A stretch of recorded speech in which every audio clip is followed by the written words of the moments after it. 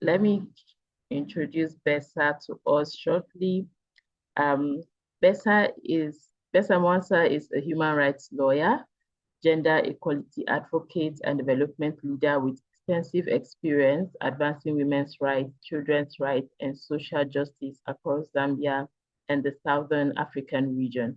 She has over a decade of leadership and programmatic experience in civil society, working at the intersection of gender justice, governance, and community empowerment. Bessa previously served as the executive director of Young Women in Action, YWA, where she provided strategic leadership in strengthening young women's leadership, advancing gender equality, and advocating for policies that protect rights of women and girls. Prior to joining Young Women in Action, Bessa worked with Women and Law in South Africa as a program manager, contributing to research, policy advocacy, and legal reforms aimed at improving the legal and social status of women in Zambia. As a passionate feminist and social justice advocate, Bessa had worked closely with government institutions, regional networks, civil society organizations, and grassroots movements to influence policy and strengthen accountability for gender equality and human rights. Beyond organizational leadership, she contributes to regional dialogue and movements focused on African women's leadership and transformative change, where she serves as country coordinator for the African Women in Dialogue, AWEP. Her work centers on amplifying women's voices, strengthening feminist movements, and creating systems that enable women and girls to thrive. Bessa is also building a mentorship, governance, and gender-focused consultancy practice through which she supports organizations with strategy, research, policy analysis, and program design in areas of gender equality, governance, and social development. Furthermore, Bessa also supports emerging leaders through mentorship and capacity building. And that's why we have Bessa here with us today to support us through her vast knowledge in women's rights and women's presentation in the executive offices or executive areas. So thank you so much, Bessa, for accepting our invitation. We really have been looking forward to this session, and I would want to welcome you now while I open your slides. So you're free. The floor is yours. Thank you. Thank you very much, Success, and good afternoon, good morning, in case you're on a different time zone. I'm very happy to be part of today's conversation. I'm calling it a conversation because I'm hoping that this is going to be a two-way, both learning and also just sharing experiences as leaders in our different capacities. So my session today is on executive presence and public speaking. So as we wait for Success to just beam the presentation, I would just allow for us to settle, but also to already begin to reflect on the topic of discussion. One of the interesting things about being a human being is that you constantly have to speak. You constantly have to interact with other people.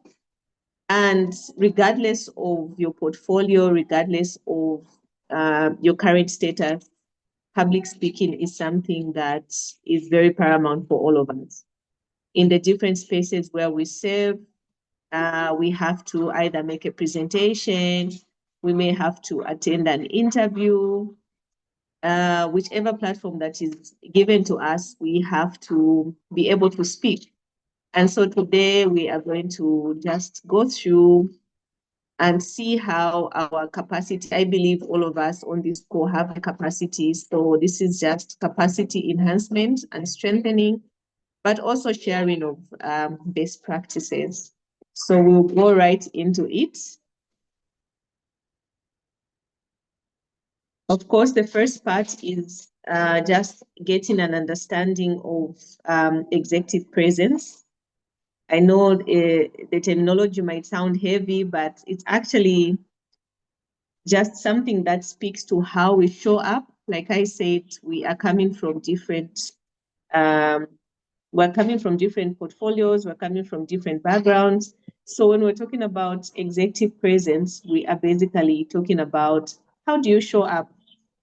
Um, Esther, as a nurse, how do you show up in your space? You're given an opportunity to give a talk. So how do you show up? How do you speak? How do you provide influence for the audience that is listening to you? So basically, when we're making reference to executive presence, those are the issues that we are looking at. But also, there's the aspect of confidence as well. Interestingly enough, confidence is not something that can be hidden. You might find that two people enter a room, one will capture the attention of the rest of the audience, while another may be sidelined. So what will then stand out for this one who will capture the attention is how are they showing up in that space? How are they speaking? How are they influencing the others around them? How are they showing up in terms of their confidence, credibility? How are they speaking? So when we come to executive presence, this is very, very important because this is what connects us to the audience. This is what connects us to the rooms that we enter.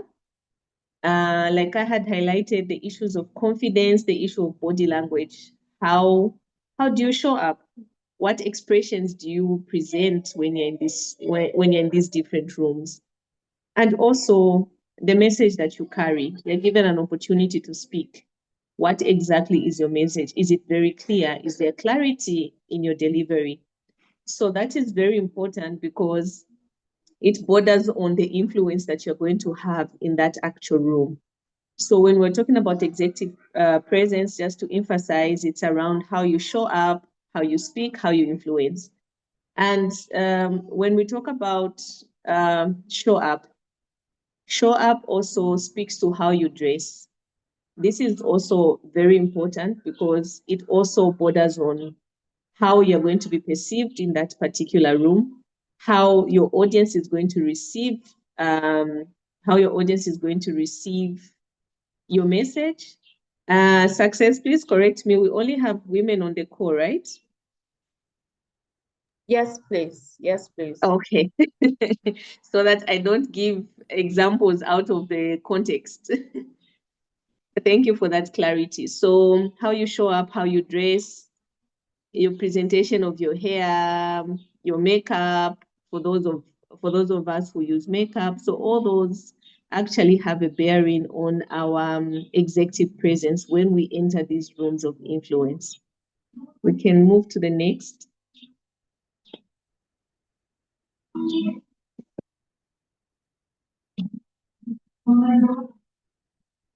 So like I had said, when you enter this room, your first impression matters. And so it's always important that you control your first impression. You want to leave a certain good impression even after your presentation, because you should still be able to, remember how you showed up, remember your message, and also just remember your body language. So it's very important that we actually control our first impression.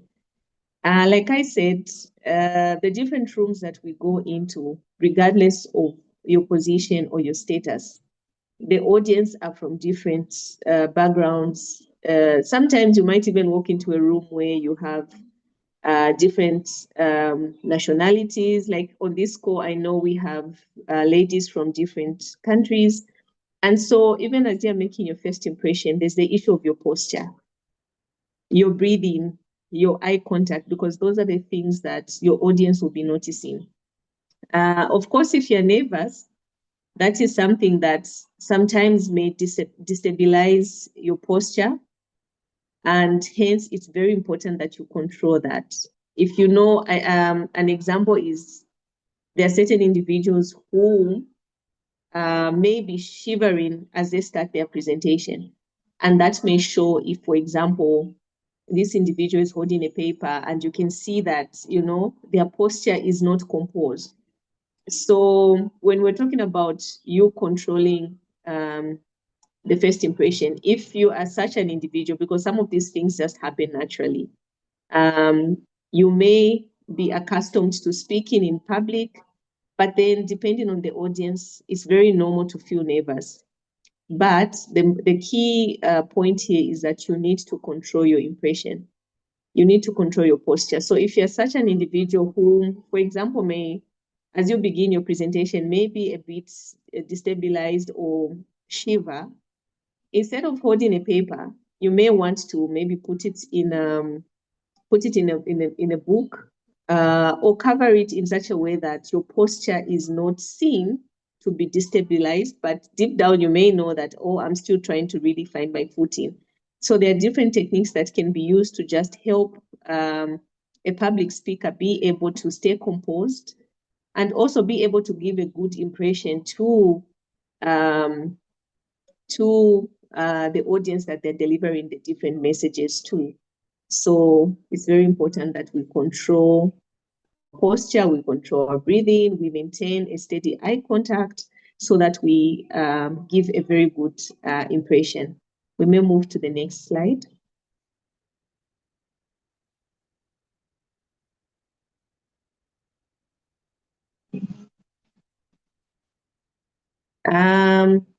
The second thing that is important when it comes to executive presence and public speaking is that you need to own your voice.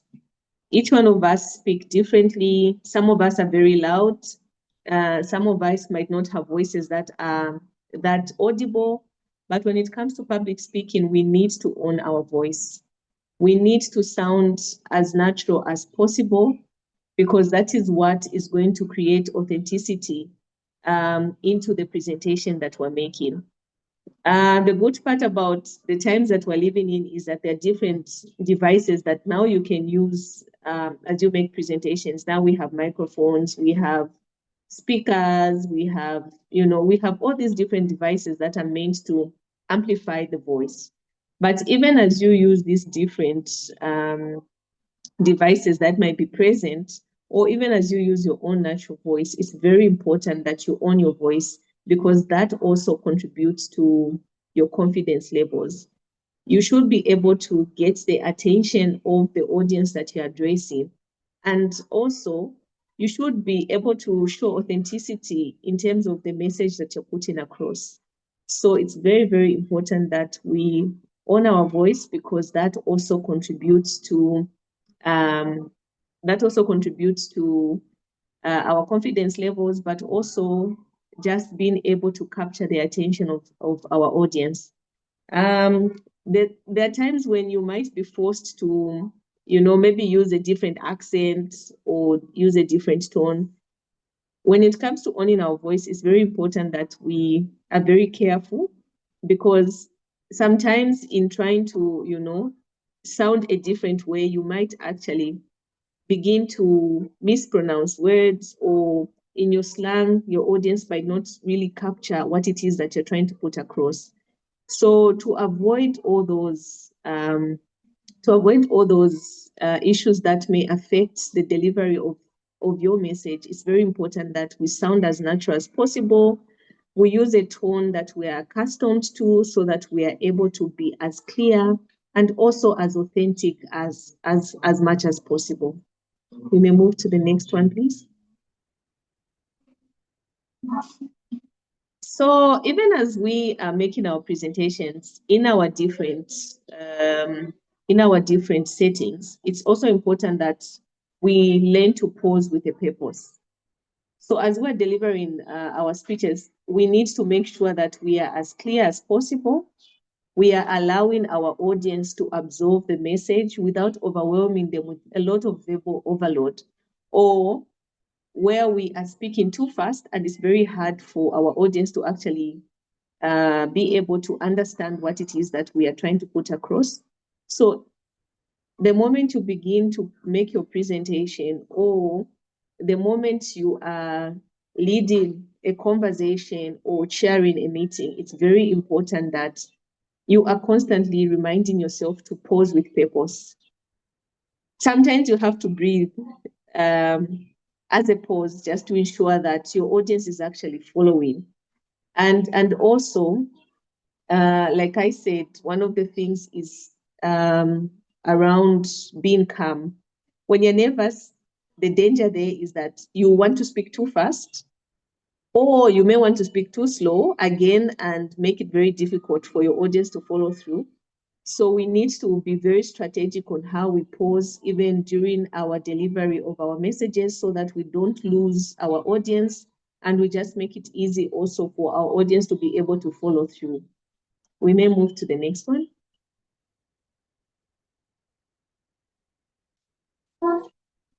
The other important aspect of public speaking is that we need to ensure that we are clear as much as possible.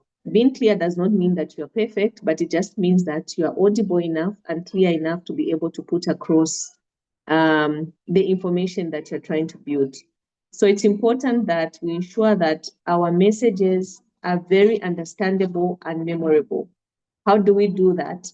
In our delivery, we have to break down. For example, if in your particular profession, there's a particular word jargon, maybe there are certain terminologies that you use in that particular profession. If you're going to go and deliver a speech or you're going to make a presentation, it's very important for you to understand your audience. If you're going to present or make it or deliver a speech to maybe professions that are outside your own profession, it means that in that particular space, it may be very difficult for you to use a certain terminologies because your audience may not clearly understand what it is that you mean. So it's very important in our public speaking to ensure that we're very clear, and also let's ensure that even the terminologies that we're using, the words that we're using are clear and easily understood by the particular audience that is present to listen to us. We may move to the next one, please. It's also very important that we connect before we connect before we can convince the audience. Like I said, our audiences are going to be people of different portfolios, individuals from different backgrounds. So we really need to understand what are the needs of our audience. How do we put across the message that we want to put across? How is it going to be relevant to them? So, for example, if you're a nurse and you're going to make a presentation to a community gathering, how are you going to attract the attention of your audience to be able to actually see the relevance in this particular piece of information that you're delivering? And also, how are you going to connect with your audience emotionally? Emotional connection is very important because once your audience is disconnected, it means that even the relevance of your message, the relevance of your speech will not be felt.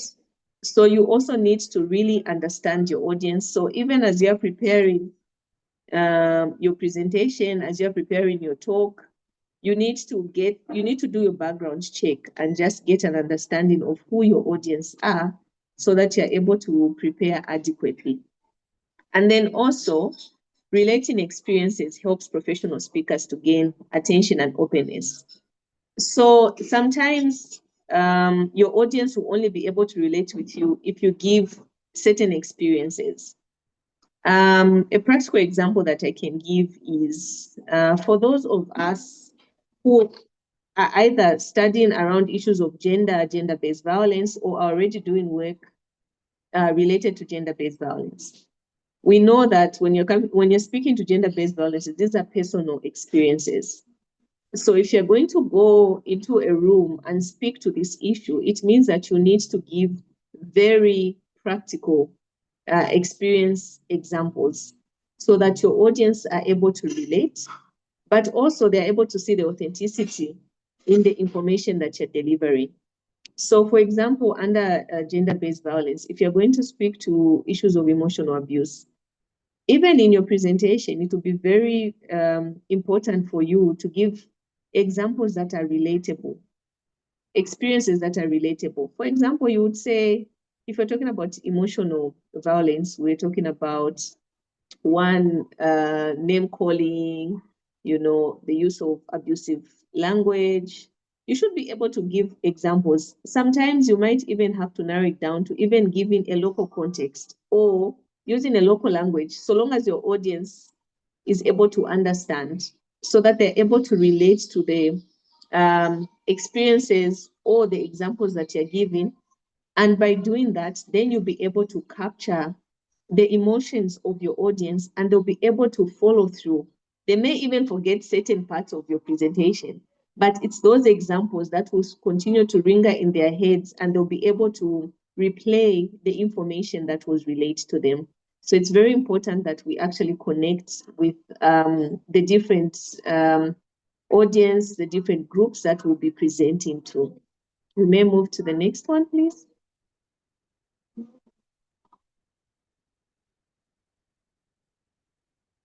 It's also very important that we manage our nerves strategically. Here again, it's about your confidence levels, your body language. Like I said, there are certain things that are very, very difficult to, they're very difficult to hide.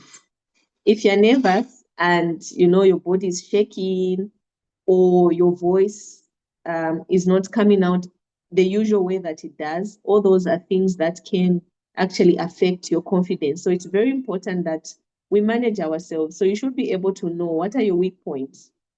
How then do you manage your own weak points so that even as you are going into these rooms of influence, you're able to capture the attention, but also influence your specific audience. So it's very important that we understand our own body language. How is it, Rejoice, for example? How do you react to nervousness? How do you present yourself in a room, for example, of strangers, and now you're feeling nervous? What does that look like for you? And then once you begin to understand yourself, it makes it easy for you to actually strategically manage your emotions even as you go into these rooms. And on this one also, one of the best practices that really help in terms of managing our own nervous system or our body language is that practicing before our presentation, before an audience that is familiar to you. So when I talk about an audience that is familiar to you, I'm actually talking about friends, family. These are people that know you so well, and so this is the audience that you can use for you to be able to rehearse before you actually go into the actual audience that you'll be meeting. So you can use friends, you can use family members just to practice, and the more you practice, the beauty about public speaking is that the more you practice, the better you get at it. You become better and better of a public speaker. So let us utilize the different existing relationships that we have, our siblings, our friends, for us to actually perfect our public speaking skills. We may move to the next one.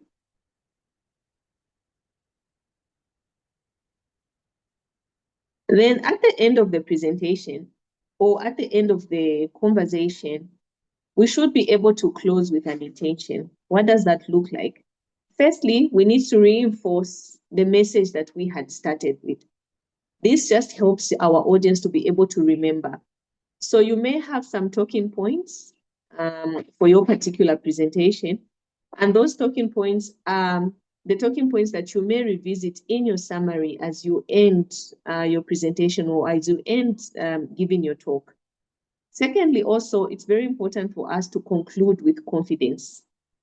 Remember, you're starting out with having to leave a very good impression, giving the first impression of how you show up, how you speak. And also, it's very important that even as we are ending our presentation, as we are ending our conversations, we should be able to end confidently as well. We should be able to leave a lasting impression such that even as we leave the stage, our audience should be able to remember the message that we had put across.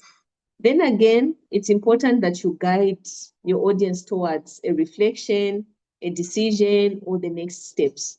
This usually works, especially in presentations that need actions to be taken at the end. So even as you conclude, it's important that you give a guide on what that will look like.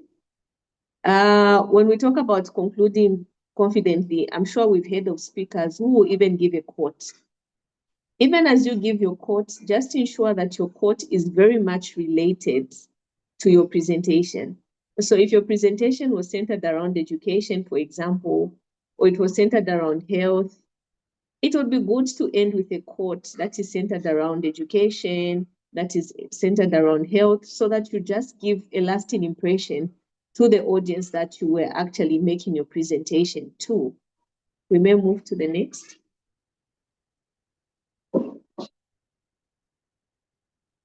So these are just practical examples of public speaking. Like I said, public speaking is not restricted to only huge public gatherings. It's not only restricted to conversations where you have a very huge audience.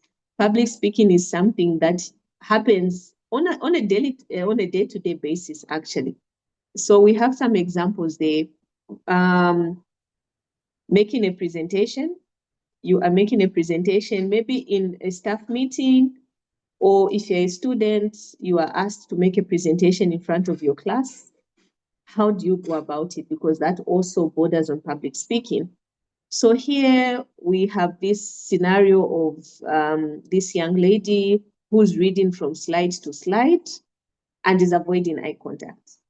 So this example literally is speaking to a scenario where you could have written down your presentation, or it's something that it's a presentation that is typed and printed. And so even as you stand before your audience, you are actually reading word by word and not maintaining eye contact. I will pause here and just get a response from the participants on the call. What do you think about a scenario where you've been given an opportunity to make a presentation in class or during a staff meeting? For purposes of this scenario, this particular presentation is a printed presentation. And the presenter is reading this presentation word by word without maintaining any eye contact. What are our reactions to such a presenter? Please feel free to raise your hand. A scenario where a presenter is reading their presentation word by word and they're not maintaining eye contact. What is our impression of such a presenter? Did we hear the question?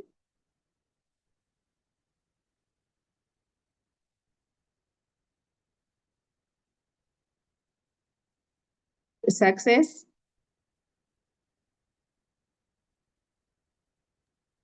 Yes.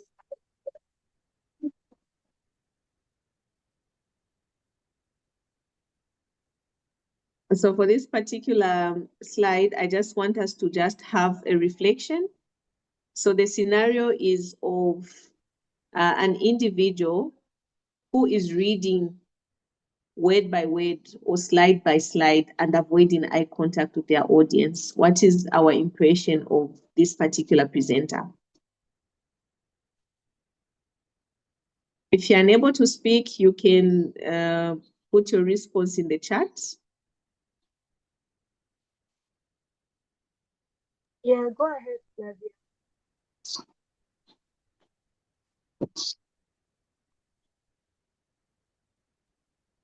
I see two hands raised. There's Jennifer and Flavian. They've raised their hands. Okay, you can go ahead, Jennifer.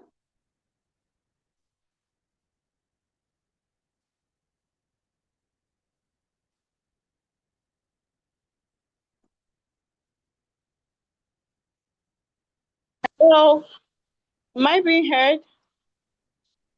Yes.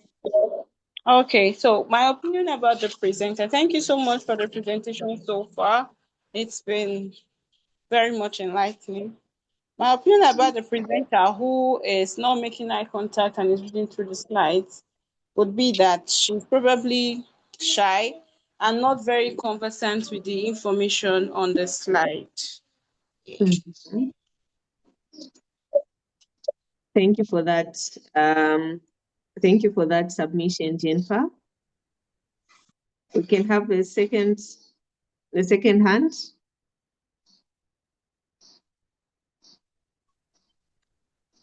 Thank you very much, Lisa, for the presentation. I would say the person or the presenter is not confident of what they are presenting. They are Mhm. filled with doubts, and maybe they, in their mind, what is ringing in their mind is, "Am I really doing it or not?"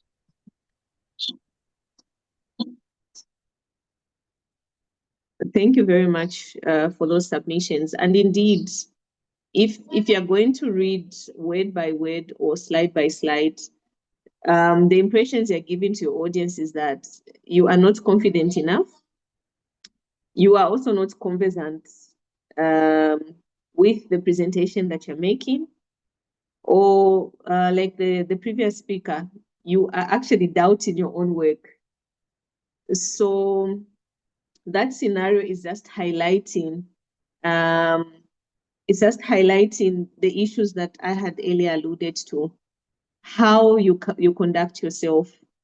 Eye contact also builds the confidence of your audience.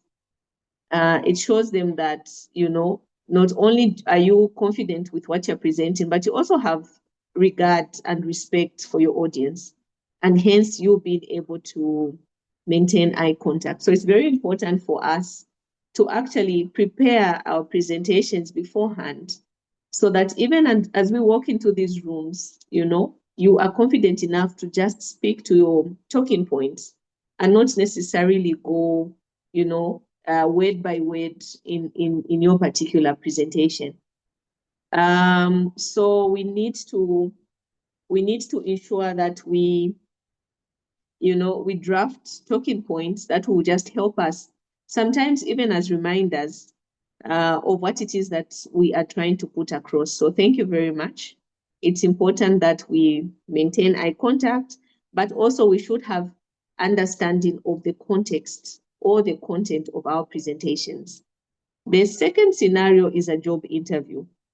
Some of us may have had the privilege to attend a job interview. And this is not the easiest. Interview panel is not the easiest audience because all attention is on you, the person who's been interviewed. So the scenario is that, this individual goes for a job interview. They are focused about how they answer the questions that are put across, and usually there's an interview guide. It might not be provided by that particular institution or company, but there are so many tips about how to conduct yourself in interviews. So this scenario is bringing to light this individual who goes in an interview, their answering is unstructured,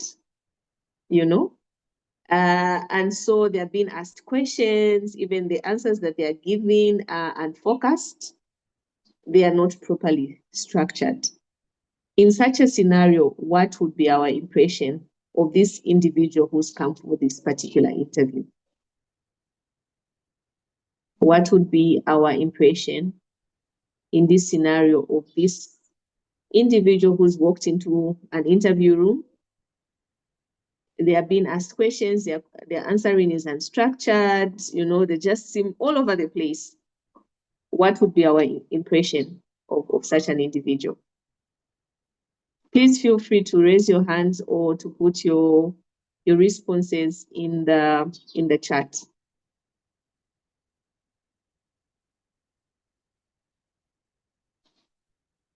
Anyone who's ready to share?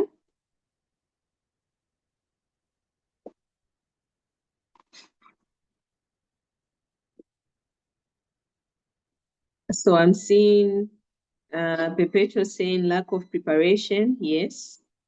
So if you are on the interview panel, your impression would be this person was unprepared. Anybody else? What would be your impression?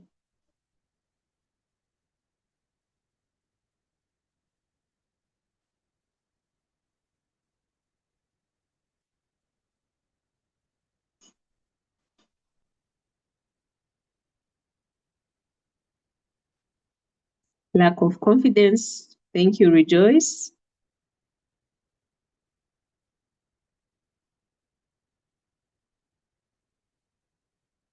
Okay, so we'll take the two impressions for now. So, yeah, there's that they are nervous. The person who's been interviewed is nervous. So this scenario also just highlights the importance of preparation and also understanding your audience. So even as you prepare for an interview, because going for an interview is also part of public speaking, by the way. You are going before an audience, and in this case, the audience is the panel that is interviewing you. So it's very important that you prepare, you structure your responses also. Like I said, we are very privileged that we're living in a world of technology. There's so much information.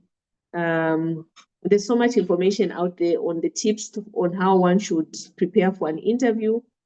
But also, even in your preparations, it's also important that you also get to read up on that particular institution, or you also get to read up on that particular company, so that even as you give your responses are well structured. Some of these questions that are posed in interviews are actually very, very common questions. So you need to ensure that you do your preparations adequately. And also, we'll borrow from the previous scenario. You also need to maintain eye contact with the people on the panel. I'm yet to see a scenario where a person goes in an interview and they're basically reading their own CV, or reading a summary of their profile. Usually when you go in, you just have to speak. So it means that a lot of adequate preparations should go in. So even as we go about our day-to-day business, let's also just get that understanding that even job interviews are also part of practice for public speaking. So it's important that we also ensure that we follow through those techniques that I had shared earlier. How you show up, your levels of confidence, how you respond, how you've structured your responses is also very, very important. The next scenario is the silent one in the meeting. Like I said, public speaking can happen in any setup. So now we also have scenarios where there are people with very good ideas, they have the information, but they prefer to be quiet, whether it's in a lecture at university or college, or it's in a staff meeting. They just decide to be quiet. They have the information, they have the brilliant ideas, but they just decide to be quiet. What is our impression of such individuals? We can take two impressions on that one as well.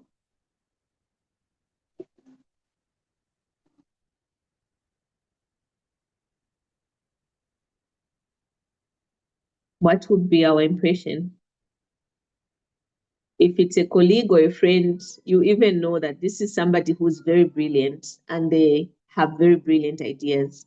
But they walk into a meeting, during a lecture at school, they just decide to be quiet. What is our impression?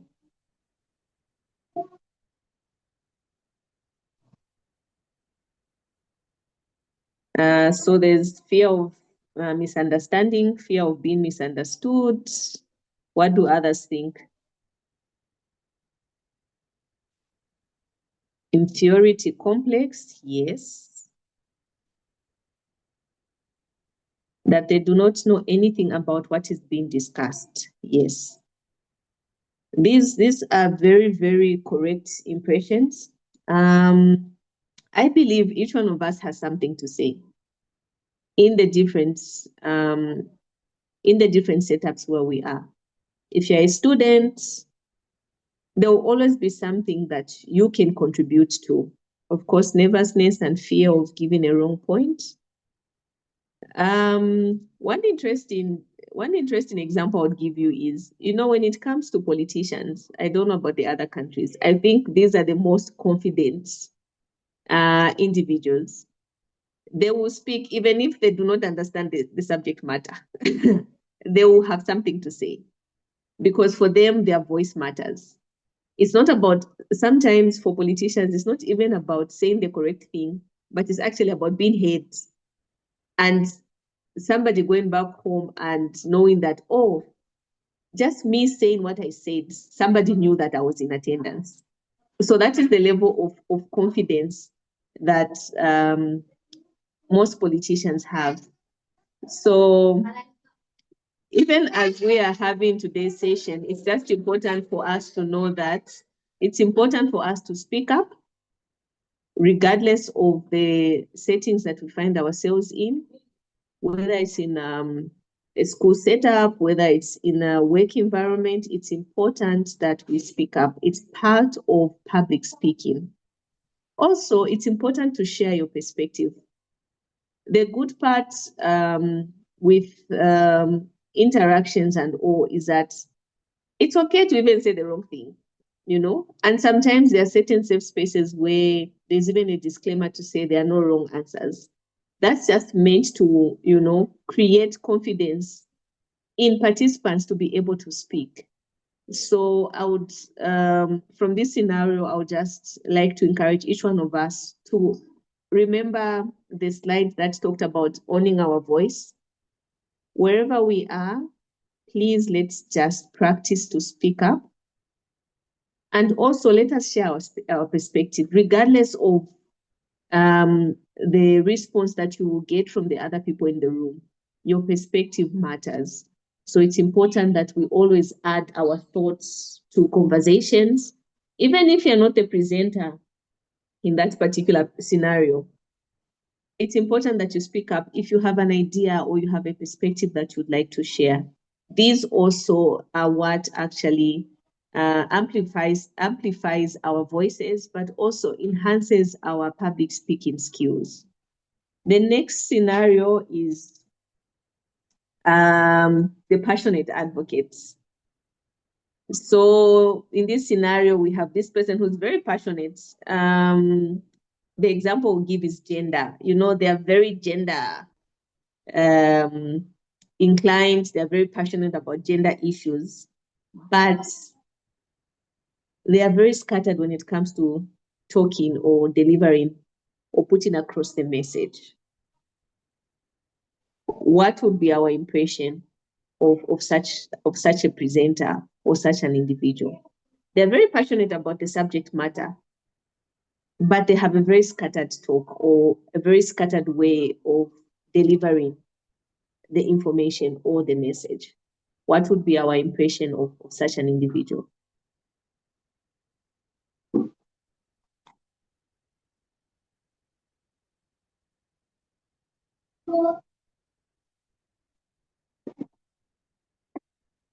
What would be our impression? They're very, even when they're talking, this is a very passionate person. They are passionate about education. They are passionate about health. Hi, Besa. Yes, please. Can I speak? Okay, because I thought it would be so long if I'm to type. Okay. So I think with the passionate advocate, sometimes they are then misconstrued as just being emotional, but they actually lack fact or substance regarding the subject matter. So people then just leave the presentation just saying, oh, this is just an emotional person, and then they actually don't take the message. So they actually don't hear the message. All that they are seeing is the emotion without actually then picking up what the message is saying. So sometimes with those people, they end up failing to deliver what they are meant to deliver. If they're advocating for something, they then fail to actually get people on board with what they are talking about. Yeah, that's a very, very accurate submission. So you may be passionate about the subject matter, but it's very, very important that you structure your message. And also remember, in the previous slides, there was the issue of there's lack of organization or early preparation, being overconfident. Remember, in one of the slides, we're talking about you control your posture, control your nervous system. Don't get too emotional, because the moment you get overly excited or overly emotional about the subject matter, your audience stops listening. The only thing they'll see is that this is a very emotional person, and they may not even be able to get the message that you're trying to put across. So it's very, very important that we control our nervous system, so that we control our emotions, we control our posture, so that we're able to structure our presentation in a very proper way. And also our audience is able to follow through and be able to get the information that we want to put across. So yes, we of course encourage passion in the work that we do, but let's just ensure that the passion does not overcrowd our posture, it doesn't overcrowd our emotions, that now we even fail to deliver the message correctly. And remember also, in the previous slides, there was the aspect of clarity. If you're too emotional, it's very difficult for you to be clear. And so that also poses a challenge to your audience to be able to follow through in terms of the message that you're putting across. Then the next scenario is that we have a nervous speaker. So in this scenario, I think it's something that I had also mentioned in one of my examples. This person has very shaky hands, or even their whole body is actually shaking during their presentation. And you can even hear the trembling in their voice. What would be our impression of such a presenter? Very, very nervous. You can hear that they are actually, they're shaking, their body is shaking, their hands are shaking, their voice is trembling. What would be our impression? Imagine you're in the audience. What would be your impression of this particular presenter?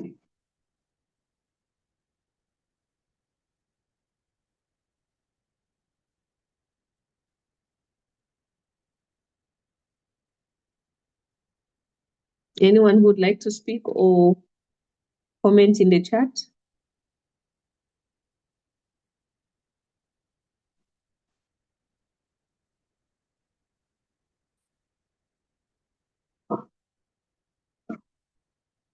Anyone would like to share their impression of the nervous individual?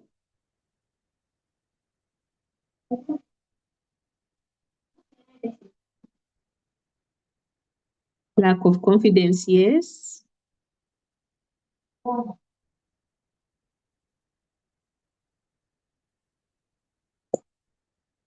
Okay, so I think being nervous, uncertainty regarding the subject matter, yes. Being nervous is actually new to public speaking, yes. Being nervous is actually something that at some point in our lives, we will find ourselves going into a totally new environment, totally new audience. And in such a scenario, it's very normal for one to feel very nervous. But remember that in the slides, we said it's very important that you actually control, you control yourself, you control your posture and so forth. So being nervous is normal, yes, but we need to learn how do you pause? How do you, recompose yourself? Especially when you're just getting started. I think that's the hardest part. When you're just starting, you're really just trying to, find your grounding or find your, you're trying to ground yourself. You've just walked into this room, you're trying to, ground yourself. So it's important that, you breathe, you pause, look around, just to build your own confidence within. Also, it's okay for you to start slow. As you continue with your presentation, your confidence will also will begin to build up. So it's just important, like I had earlier alluded to, you need to know yourself. What type of a speaker are you? So that even as you're preparing to go into these rooms, you already know how do you regulate yourself? How do you control and just manage yourself in such a way that you'll be able to deliver your message? Because remember, the reason why I'm asking for the impressions from you, the participants, is that is the same impression that you're going to get from your audience. So it's always important that, you regulate yourself. Then the last scenario is the information overload. Do we have anyone on the call who's in monitoring and evaluation? Usually there's so much data. And the danger there is that, your presentation can be so overloaded with information, with graphs, with making it very difficult actually for your audience to be able to follow through.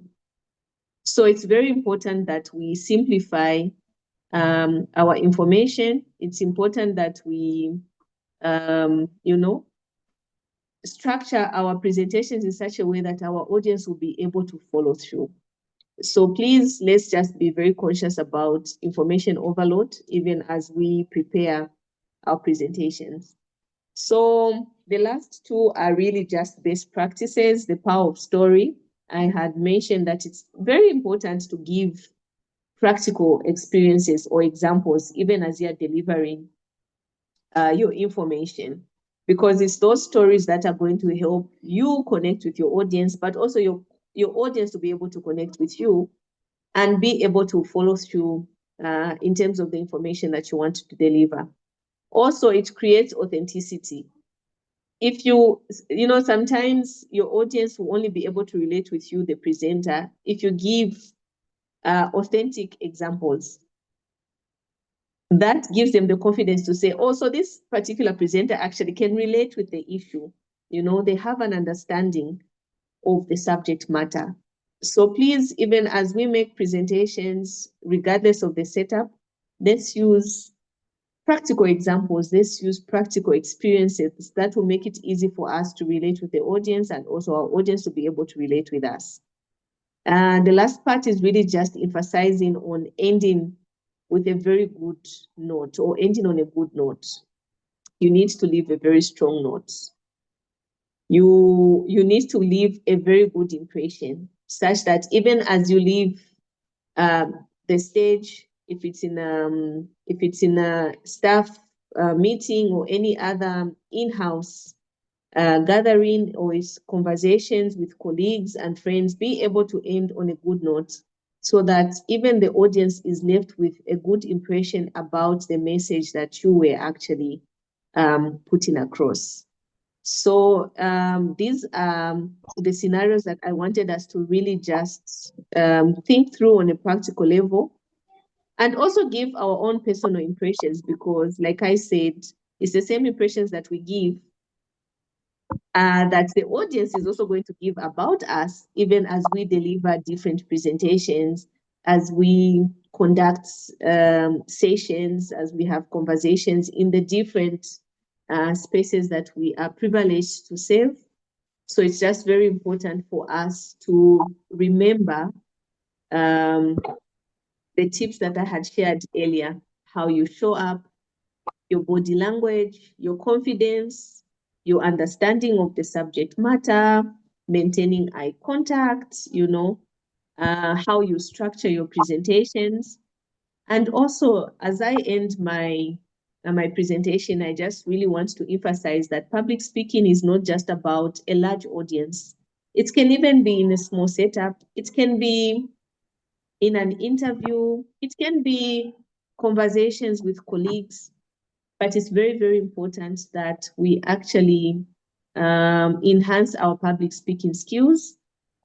And also it's something that really builds our confidence to enable us be able to network with the different individuals that we're going to interact with in the different spaces. So this is what I had to share today.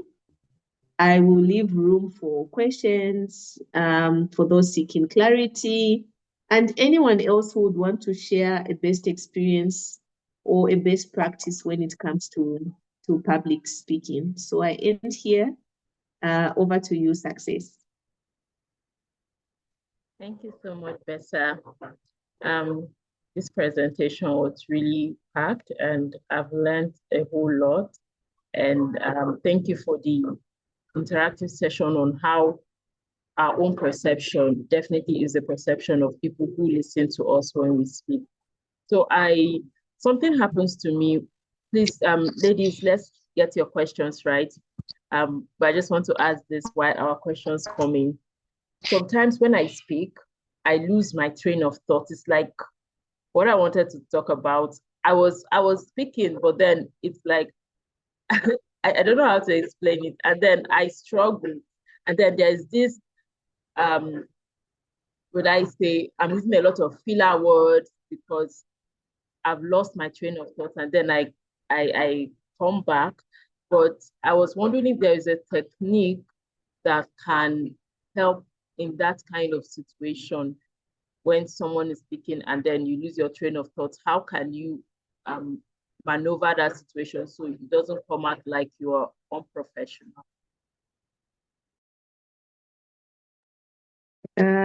Thank you for that question, Success. So one of the ways that would assist in such a scenario is actually having some talking points.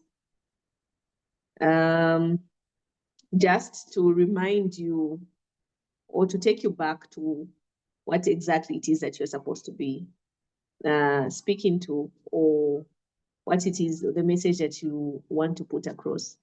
It's very normal for one to be, to be carried away in your talking. You get carried away because you have so many ideas. You have so much to say. And so it's very, very normal for one to actually lose their thoughts because now you've dived into there's so many things that you want to share. So what helps in such a scenario is just to have talking points to take you back to what it is exactly that you want to put across. And also, I think in one of the slides I had spoken to being able to strategically pause. That also helps. So in as much as, yes, you are the one who's, doing most of the talking, it's okay to pause strategically. You may maybe pass a joke, or maybe just say, oh, excuse me, I just want to maybe take some water. So in that pausing, you can quickly look at your talking points, and hopefully that can just help you to be able to remember what it is exactly that you actually wanted to talk about. Yeah. I hope that's helpful, Success. Yeah, that's very helpful. Sometimes I'm worried about holding like talking points because I get to be over dependent on them. So now I see the reason why those are very important so that I can just glimpse one. Thank you very much. That's very helpful. Anizai, are you wanting to speak? I see your hands are raised. Okay. No, sorry, it was an old hand. Okay. Please, anyone can unmute and ask questions or put in the chat if you have any. Chat. Okay.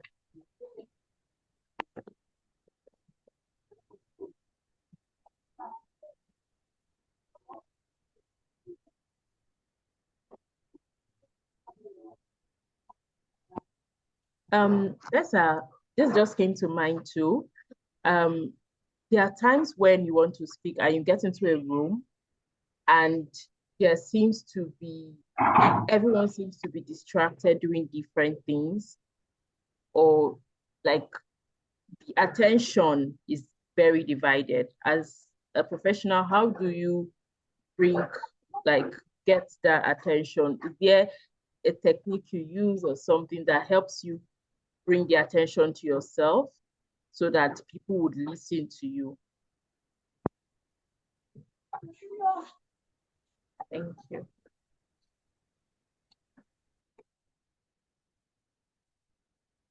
Thank you, Success. That's a very, very common scenario, actually.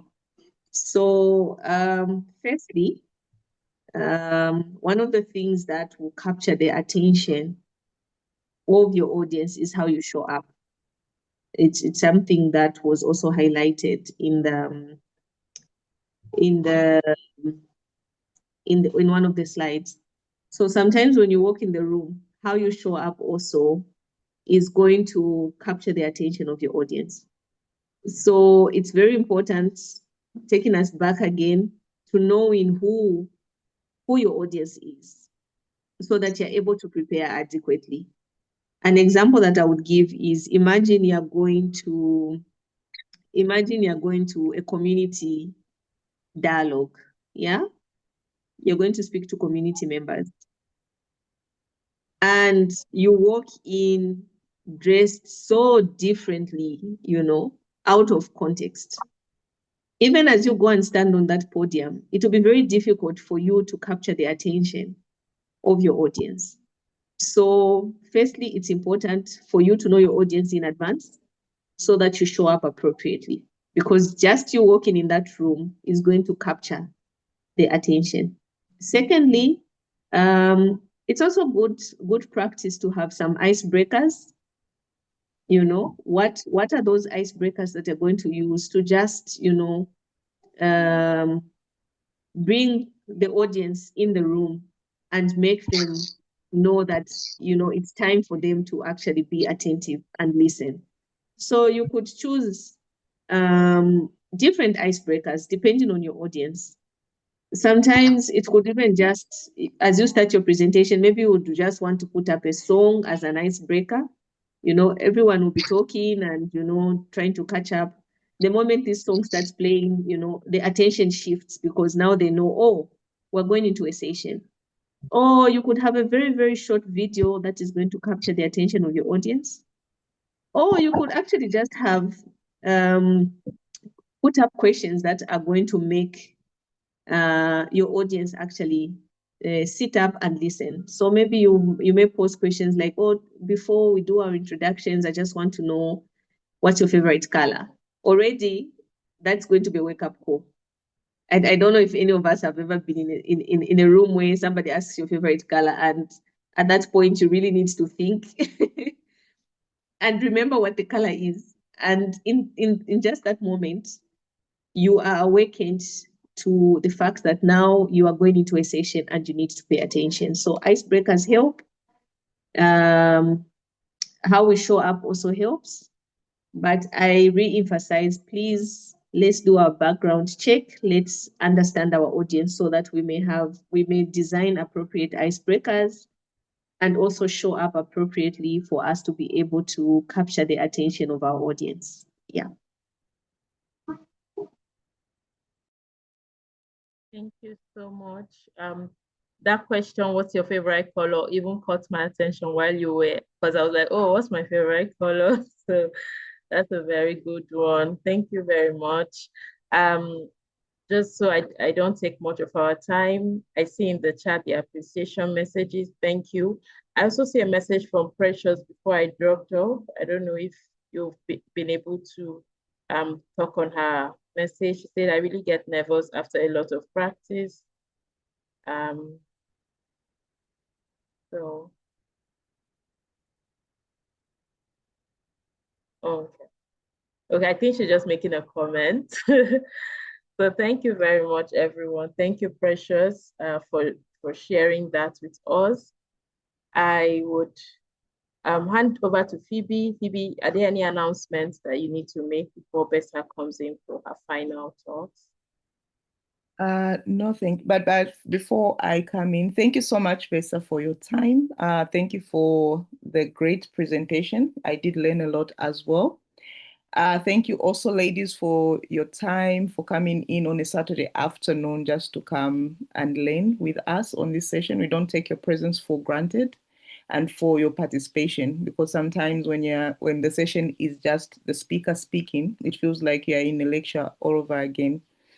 But and also we don't hear the feedback as to whether this is relevant to us or we are learning. So just having participants speak back and participate during the session, for me, it's very encouraging. And I hope it has been encouraging to Vesa as well. She's been speaking. I don't have any announcements, but just to encourage everyone to join our session again next month, third Saturday next month. So whenever you see the poster, do sign up and invite another scholar. This is the AWEP and the community of practice sessions are for all female scholars. So whether you're alumni or you are still a scholar, you are invited to this session. So it's not for particular. The only specialness about it is that it's just for us women, but it's for all women who are part of the WMI community. So if you haven't seen any other female scholar that should be here, please do invite them. And if you are on the call as well and you haven't signed up for our, because we have a database, not that if you haven't signed up, you are not welcome, but we like to keep a database of all the scholars that have signed up so that when we're reaching out, we are also sending out the emails to people who've signed up, even as we send out mass emails. So if you know any female scholar that hasn't signed up for AWEP yet, please do share the good news that the AWEP is still happening this year, and Success now and again does send out that registration email. So please, so there's a question of how do I sign up? So Success will send out an email again to everyone. So please do reach out. I hope, Chisom, Perpetua, I hope you're on the WhatsApp. Yeah, on the general WhatsApp, or you have Success WhatsApp. Just reach out to her to send you the link to the registration as well. So I'll hand it back to Vesa, but thank you so much once again, Vesa, for accepting our invitation. So I'm handing it back for you to give the last remarks. Thanks. Thank you, Success. Thank you, Phoebe. I love being in platforms where women are gathering. So it's been a great pleasure to just be able to make this presentation.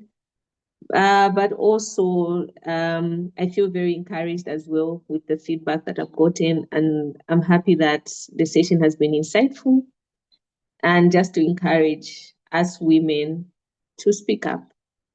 We were born to speak. Our voice matters. Let us use our voice to bring about the change. Let us use our voice to also build our own confidence. Let us use our voices for influence. So I wish you all the best, and I look forward to many more interactions. Thank you. Thank you so much, Bessa. Have a good evening. Good day. Bye-bye. Thank you. Bye. Bye.